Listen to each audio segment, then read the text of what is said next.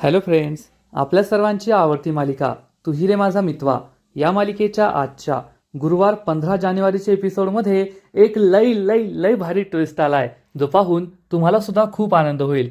तर फ्रेंड्स, आपल्या सर्वांना माहिती आहे की आता अर्णव आणि ईश्वरी या दोघांच्या पहिल्या मकर संक्रांतीची जोरदार तयारी सुरू आहे.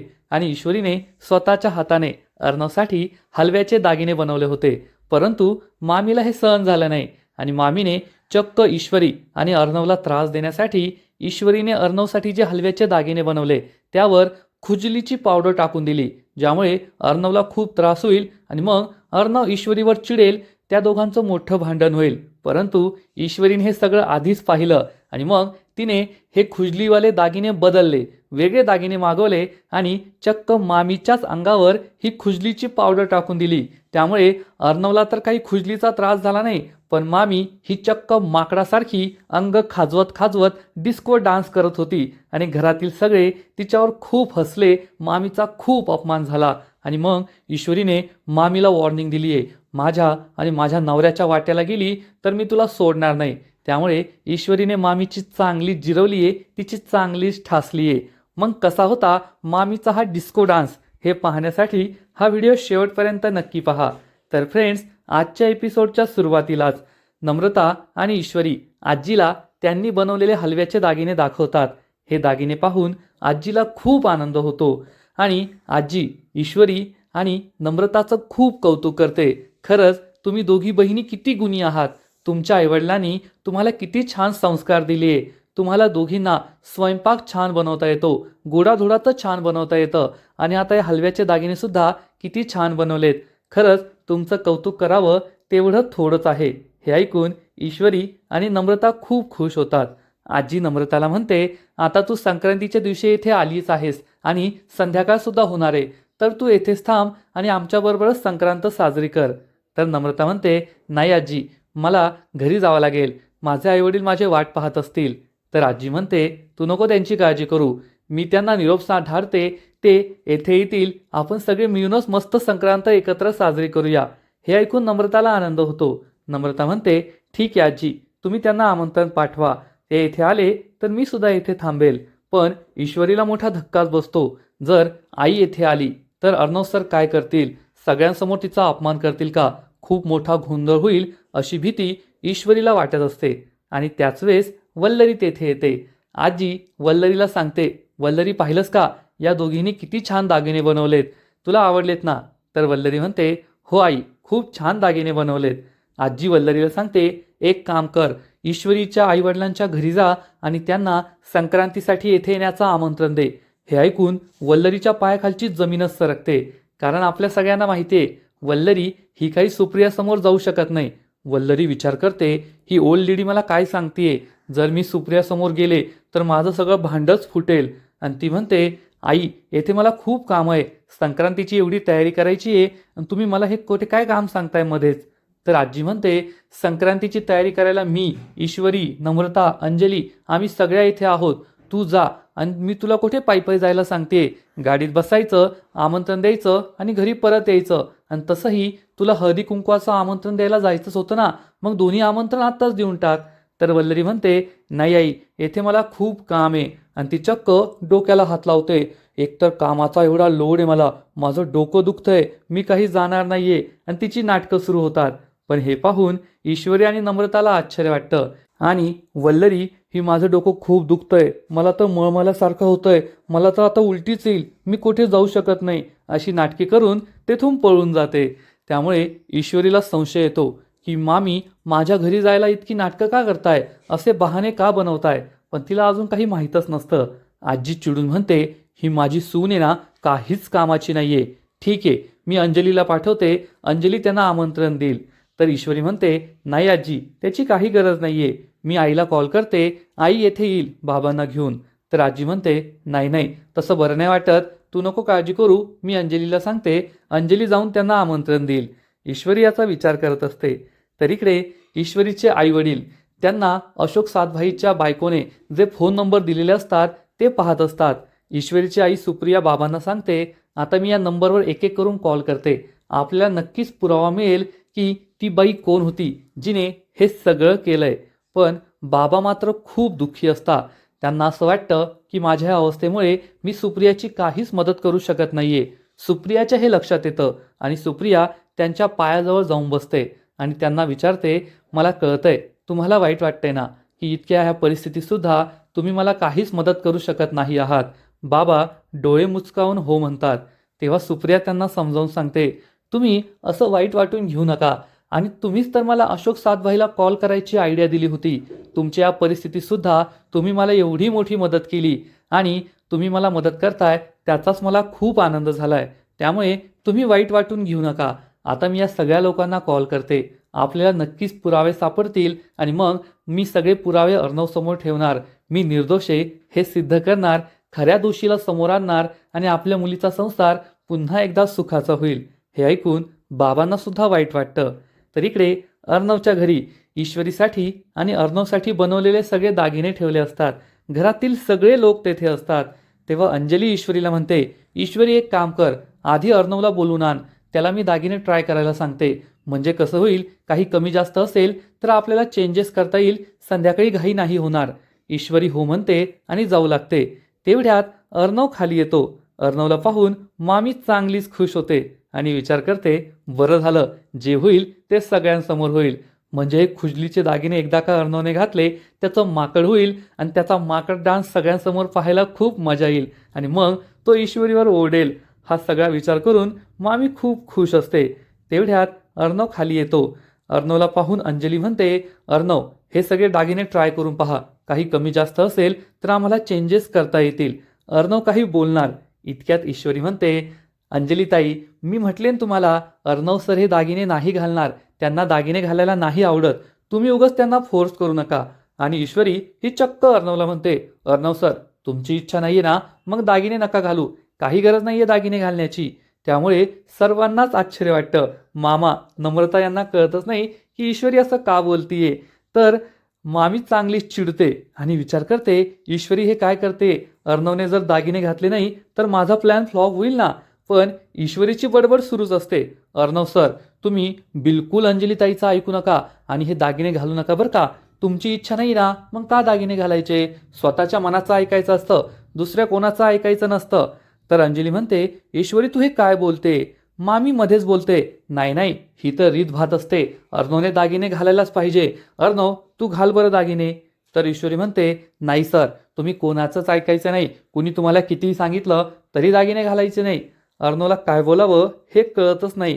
तर अंजली म्हणते, अर्णव माझा भाऊ आहे, तो माझं नक्कीच ऐकेल, चिंटू घाल रे दागिने, छान दिसशील तू, ती रीत असते आपली.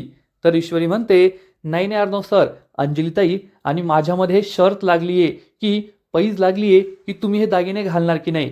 तुम्ही जर दागिने घातलेत ना तर त्या जिंकतील आणि नाही घातले ना तर मी जिंकेल. त्यामुळे तुम्ही मला जिंकवायचं, दागिने नाही घालायचे. हे ऐकून मामा खूप चिडतो आणि म्हणतो, काय चाललंय तुमच्या दोघींचं, त्याची इच्छा, आधी त्याला तर विचारा की दागिने घालायचे की नाही घालायचे. तर ईश्वरी चक्क मामावर सोडते, मामा तुम्ही गप्प बसा, मी म्हणते ना अर्णव सर नाही दागिने घालणार. मामाला मोठा धक्काच बसतो. ईश्वरी चक्क माझ्यावर ओरडली आणि मला गप्प बसवलं. अंजली सुद्धा चिडते, नाही नाही तो माझा भाऊ आहे, तो दागिने घालणारच, त्याचं माझ्यावर खूप प्रेम आहे, तो मला जिंकवणार. म्हणजेच हा अंजली आणि ईश्वरीचा प्लॅन असतो. ईश्वरीला माहीत असतं की आपण अर्णव सरांना जे म्हणणार अर्णव सर त्याच्या विरुद्ध करणार आणि ईश्वरीची सुद्धा इच्छा असते की अर्णवने हे दागिने घालावेत. पण ईश्वरीची इच्छा असेल की नाही घालावेत तर अर्णव नक्कीच घालेल, म्हणून तिने आणि अंजलीने मिळून हा प्लॅन बनवलेला असतो. ईश्वरी म्हणते, सर तुम्ही तुमच्या मनाचं करा, तुमची इच्छा नाही ना तर दागिने बिलकुल घालू नका. अर्णव म्हणतो, मी दागिने घालणारे. हे ऐकून ईश्वरीचं तोंड उघडच राहतं आणि ती अर्णवकडे पाहू लागते आश्चर्याने. अर्णव तिच्याकडे काही पाहत नाही. अंजली खूप खुश होते आणि ईश्वरी लगेचच अंजलीकडे पाहते, तिला डोळा मारते की झाला आपला प्लॅन यशस्वी. मामी सुद्धा खूप खुश होते.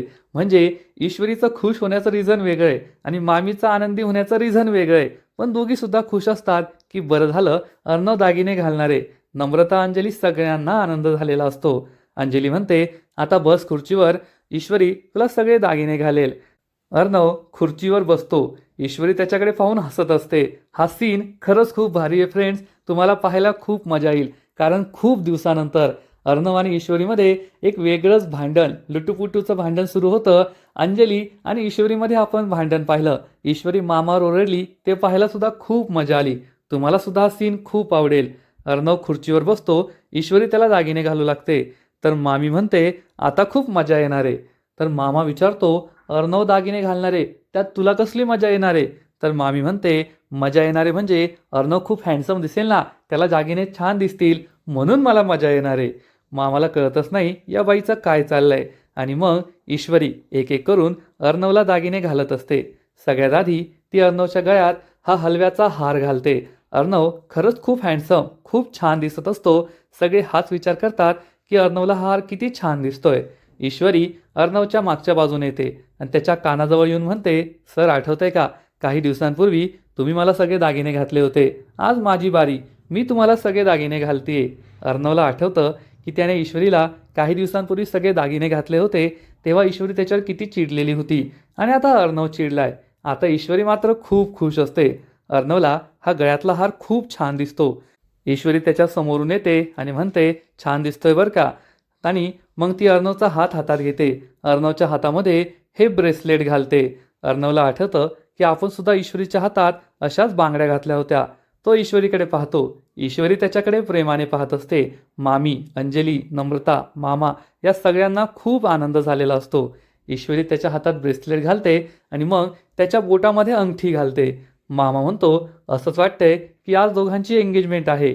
ईश्वरी आणि अर्णव खूप खुश होतात. अर्णवला सुद्धा हे आवडत असतं, पण तो चेहऱ्यावर काहीच एक्सप्रेशन दाखवत नाही, तसाच मठ्ठसारखा बसून असतो. ईश्वरी मात्र त्याच्याकडे खूप प्रेमाने पाहत असते. त्याच्याकडे पाहून स्माईल करत असते. मामी मात्र वेगळ्याच आनंदात असते की आता अर्णवचं माकड होणार आहे, त्याला या खुजलीचा खूप त्रास होणार आहे आणि तिलाही आनंद झालेला असतो. मामी अर्णवला म्हणते अर्णव तू खूप सुंदर दिसतोय, तुला हे दागिने खूप छान दिसताय. ईश्वरी म्हणते हो सर, तुम्ही खूप छान दिसताय, एकदम भारी.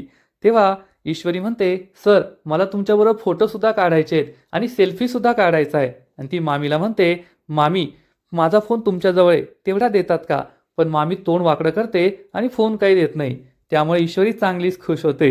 ईश्वरी ही मामीच्या मागच्या बाजूने जाते. मामी विचारातच दंग असते की आता थोड्याच वेळात अर्णवला खूप त्रास होईल आणि त्याचं माकड होईल, ते पाहायला मजा येईल. ईश्वरी ही मामीच्या मागून जाते. हा सगळा ईश्वरीचा प्लॅन असतो. ईश्वरीने जाणून बुजून तेथे मोबाईल ठेवलेला असतो. मोबाईल घेण्याच्या बहाण्याने ती जाते, मोबाईल उचलते तर तेथेच एक पावडरचा डबा असतो आणि ही खुजलीची पावडर असते. ईश्वरी मोबाईलच्या मागे ही पावडरचा डबा लपवते आणि लगेचच मामीच्या पाठीवर ही खुजलीची पावडर टाकून देते. पण मामीला काहीच कळत नाही. मामी तर वेगळ्या स्वप्नात रंगलेली असते की अर्णव आता काय करायचं ते करून घे, हे दागिने घालून हँडसम दिस. ईश्वरी तुला त्या अर्णवबरोबर काय फोटोज काढायचे, सेल्फी काढायचे काढून घे, कारण थोड्याच वेळात आता अर्णवचा माकड डान्स सुरू होणार आहे. अर्णवला खुजली होईल आणि अर्णव हा एखाद्या माकडासारखा खाजवत बसेल, त्याचं माकड होईल आणि मग हा माकड तुझ्यावर खूप चिडेल आणि तुमच्या दोघांचं भांडण पाहायला मजा येईल असा विचार करून मामी खुश असते. पण तोपर्यंत ईश्वरी चक्क मामीच्या पाठीवरच ही खुजलीची पावडर टाकून देते. पण कोणाचंच याकडे लक्ष नसतं. ईश्वरी खुजलीची पावडर टाकून पुढे येते आणि अर्णवचे फोटो काढू लागते. पण अर्णव स्माईलच करत नाही. ईश्वरी त्याला म्हणते सर थोडी स्माईल तर करा. अर्णव नाईलाजाने कशीबशी थोडीशी स्माईल करतो. मामा त्याला हात दाखवून म्हणतो काय स्माईल करतोय. तर अंजली म्हणते अरे हस ना मनमोकळेपणाने. ईश्वरी त्याचे फोटो काढते आणि मग अर्णवला हात दाखवायला सांगते. हातामध्ये ब्रेसलेट आणि अंगठी असते. ईश्वरी तसाही फोटो काढते. अर्णव तिच्याकडे पाहून खूप चिडतो, पण ईश्वरी त्याच्याकडे खूप प्रेमाने हसून पाहत असते. आणि मग त्यानंतर ईश्वरी त्याच्याबरोबर सेल्फी काढते. ईश्वरी म्हणते सर पाहिलं का किती छान आला आपला सेल्फी, आपण दोघे एकत्र किती छान दिसतो. मामी विचार करते हो हो एकत्र छान दिसताय, पण आता एकत्र भांडताना सुद्धा छान दिसाल. आता अर्णवचं माकड होईल ना, मग तो तुझं माकड कसं करतो ते पहा ईश्वरी. मामी खुश असते. तर ईश्वरी ही अर्णवबरोबर मस्त सेल्फी काढते. मामा म्हणतो ईश्वरी माझे पण फोटो काढ ना, आणि मामा खूप फनी पोजेस देतो आणि फोटो काढतो. हे पाहून सगळेच त्याच्यावर हसत असतात. सगळे खूप खुश असतात. आणि मग अर्णवला तर दात खुजली सुरू होत नाही, कारण ईश्वरीने ते दागिने आधीच बदलले.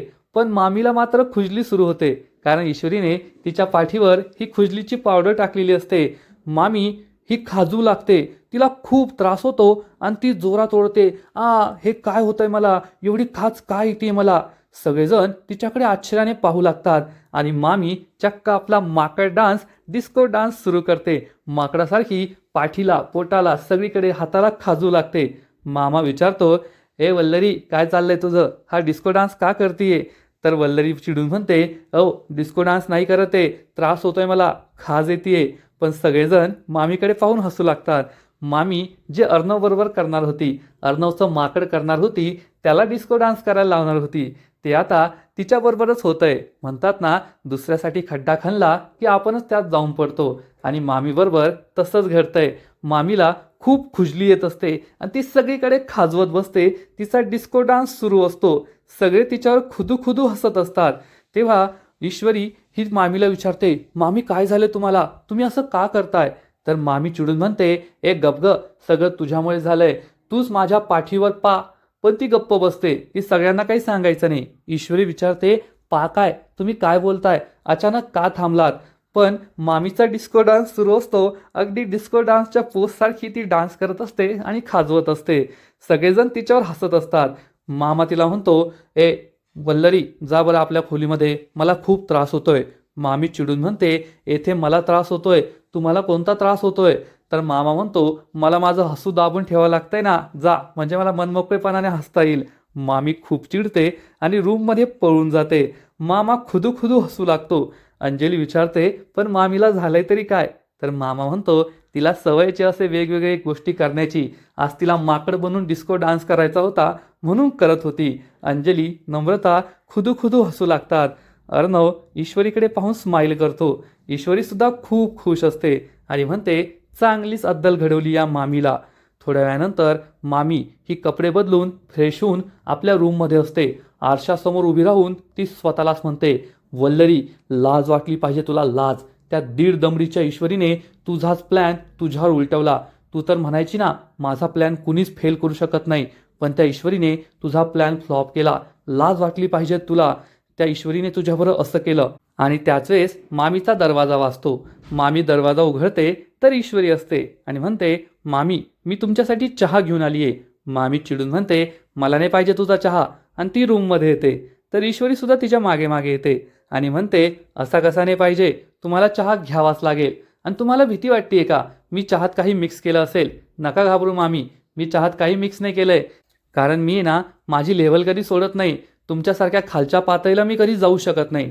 मामी खूप चिडते आणि म्हणते, खूप मोठ्या मोठ्या बाता मारतीये की मी माझी लेवल सोडत नाही. मग तू माझ्या पाठीवरती खुजलीची पावडर का टाकली, तेव्हा तुझी लेवल नाही का सोडली?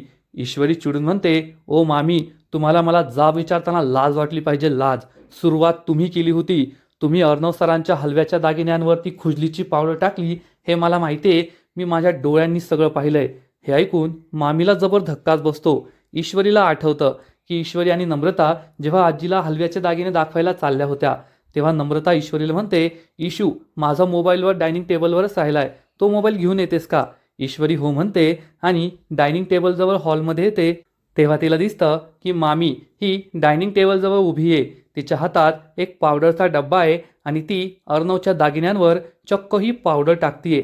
त्यामुळे ईश्वरी तेथेच लपून बसते आणि हे सगळं पाहते. मामी या सगळ्या दागिन्यांवर पावडर टाकते. ईश्वरीला समजतं की मामीने या दागिन्यांवर खुजलीची पावडर टाकली आहे, त्यामुळे तिला मोठा धक्काच बसतो. कोणाला कळू नये म्हणून मामी या दागिन्यांवर फुंकर मारते की पावडर कोणाला दिसता कामा नये. आणि मामी तिची बडबड सुरू करते. ईश्वरी हे सगळं ऐकत असते.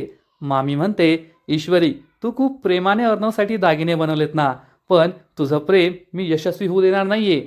आता मी या दागिन्यांवर खुजलीची पावडर टाकलीये. अर्णव हे दागिने घालेल, तो सुंदर तर दिसेल, पण थोड्याच वेळात त्याला खुजली सुरू होईल, त्याचं माकड होईल आणि मग तो तुझ्यावर कसा चिडतो ते पहा. तुमच्या दोघांचं प्रेम नाही तर पहिल्या संक्रांतीला तुमच्या दोघांचं भांडण सगळ्यांना दिसेल. मी तुमची पहिली संक्रांत गोड होऊ देणार नाहीये, हे लक्षात ठेव. आता पहा काय होतं ते. अशी बडबड करून वल्लरी तेथून निघून जाते आणि ईश्वरीने हे सगळं ऐकलेलं असतं. वल्लरी निघून गेल्यानंतर ईश्वरी या दागिन्यांजवळ येते आणि म्हणते, मामी तुम्ही हे ठीक केलं नाहीये, आता पहा मी काय करते. ईश्वरी लगेच एका मावशीला कॉल लावते आणि म्हणते, मावशी तुमच्याकडे हलव्याचे दागिने रेडीमेड आहेत ना? मी तुम्हाला एक फोटो पाठवते, मला अगदी तसेच दागिने डेकोरेट करून पाठवा आणि जेवढ्या लवकर होईल तेवढ्या लवकर पाठवा. आणि ईश्वरी फोन कट करते आणि विचार करते, मामी तुम्ही पुन्हा एकदा अर्णव सरांना त्रास देण्याचा प्लॅन बनवलाय. आता मी तुम्हाला काही सोडणार नाही. तुम्ही माझ्याबरोबर काही करा, मी तुम्हाला माफ करेल, पण अर्णव सरांच्या केसालाही धक्का लागला ना तरी मी तुम्हाला सोडणार नाही. आता मीच तुमचं माकड बनवते. म्हणून ईश्वरीने हा सगळा प्लॅन बनवलेला असतो. ईश्वरी वल्लरीला हे सगळं सांगते, त्यामुळे वल्लरीच्या पायाखालची जमीनच सरकते. तिला खूप मोठा धक्का बसतो. ईश्वरी खूप चिडलेली असते. तर फ्रेंड्स, एकूणच तू ही रे माझा मितवा या मालिकेचा आजचा एपिसोड खूप म्हणजे खूप भारी होता. मामीचं जे माकड झालं, माकड बनून मामीने जो डिस्को डान्स केला तो पाहायला खूपच मजा आली. एवढं मात्र नक्की, तुम्हाला सुद्धा आवडलं ना? नक्कीच कमेंट करून सांगा. आजचा एपिसोड तर भारी होता, पण या मालिकेचा पुढील एपिसोड आणखीन भारी असणार आहे. पुढील एपिसोडमध्ये आपण पाहू की मामीला ईश्वरी वॉर्निंग देणार, ओ मामी तुमची ही जी बळजबरीची सून आहे ना ती आयुष्यभर याच घरात राहणार आहे, कधीच हे घर सोडून जाणार नाही. तेव्हा मामी सुद्धा ईश्वरीला चॅलेंज देईल, ईश्वरी तू तर प्रेमाच्या खूप आणाभाका घेते, पण तुझ्यामध्ये आणि अर्णवमध्ये जे मोठं भांडण सुरू आहे ना ते मला माहिती आहे. तुझं आणि अर्णवचं एकमेकांवर प्रेम नाहीये, अर्णवचं तर तुझ्यावर नाहीच नाहीये. आणि तुझ्यात जर एवढीच हिंमत असेल ना तर सर्वांसमोर ते प्रेम सिद्ध करून दाखव. तेव्हा ईश्वरी सुद्धा मामीला चॅलेंज देईल, ठीक आहे मामी, मी आजच्या आज अर्णव सरांचं माझ्यावर किती प्रेम आहे ना ते तुमच्यासमोर आणि घरातील सगळ्यांसमोर सिद्ध करून दाखवणार, त्याशिवाय माझं नाव नाही सांगणार.